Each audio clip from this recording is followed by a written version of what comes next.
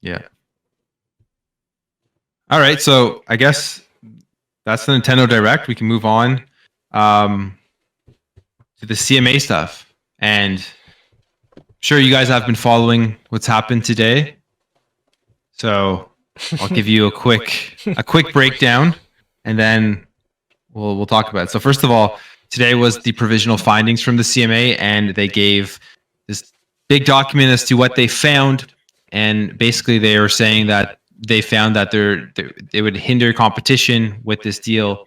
It would hinder cloud gaming, and it would make it difficult for other companies to get in and compete in cloud gaming because of just how big Microsoft is, how big Call of Duty is, because they have owned the PC platform and Azure and all of that type of stuff. So basically what they're saying is that's their provisional findings. There's some remedies that they are going to want.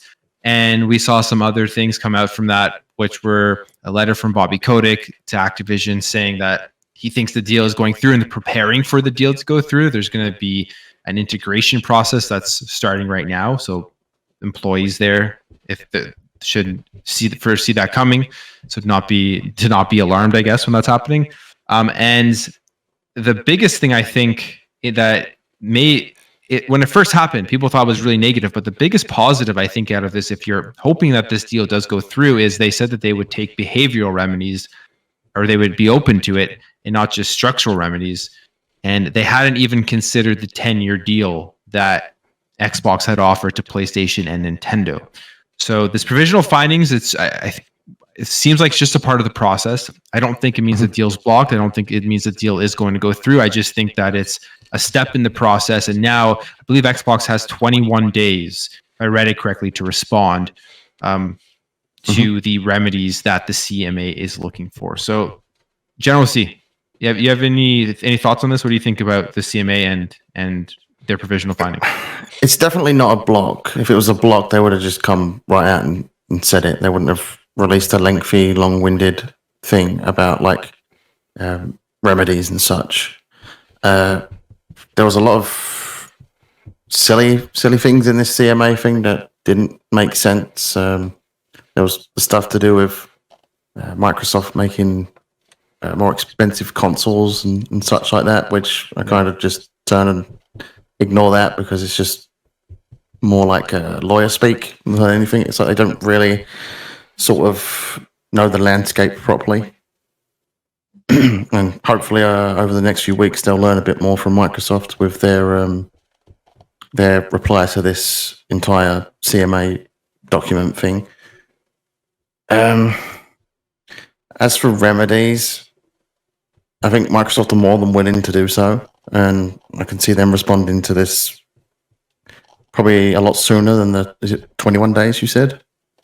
That's what I think that I've read it correctly. They have 21 days now to respond or to come back with some sort of answer to the remedies that they were looking for. Yeah. I think like the main remedy that everyone is expecting to be is the Call of Duty thing.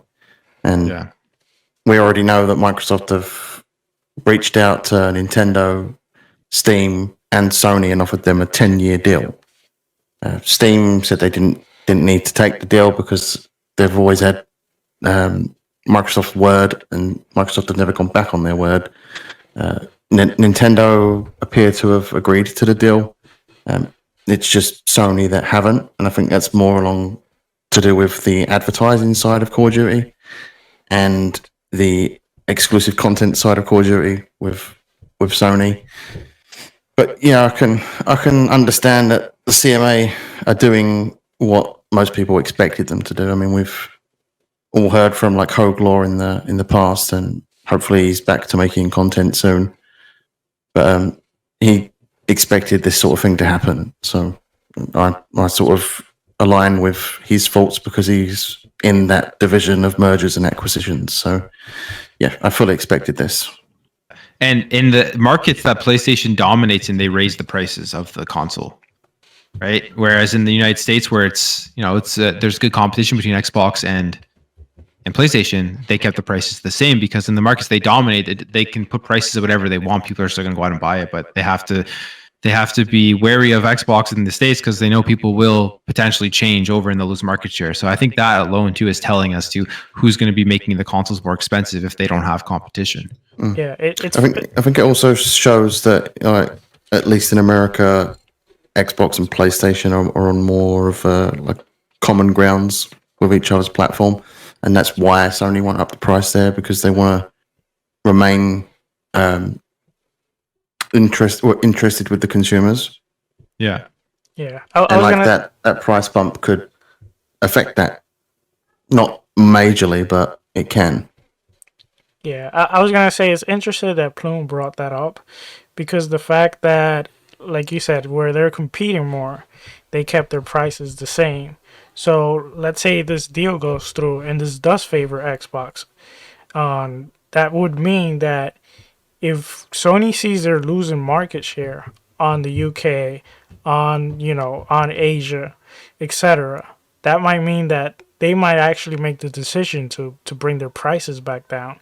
And isn't that better for the consumer? So at the end of the day, like, who are they protecting?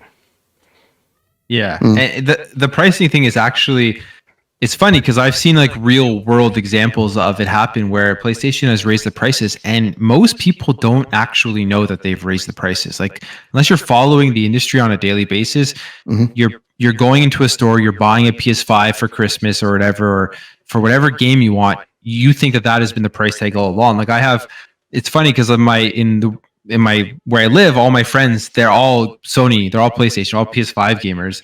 And some of them just bought a PS5 this year just during Christmas, and they had no clue that the price had raised. They had no clue that it used to be, I think it's $30 more expensive now. They had no clue it was $30 cheaper. So for the average consumer, Sony knows that they're so strong in certain markets, they can raise the price, and these consumers will have no idea. They're still going to go and buy it, and that's why they do it.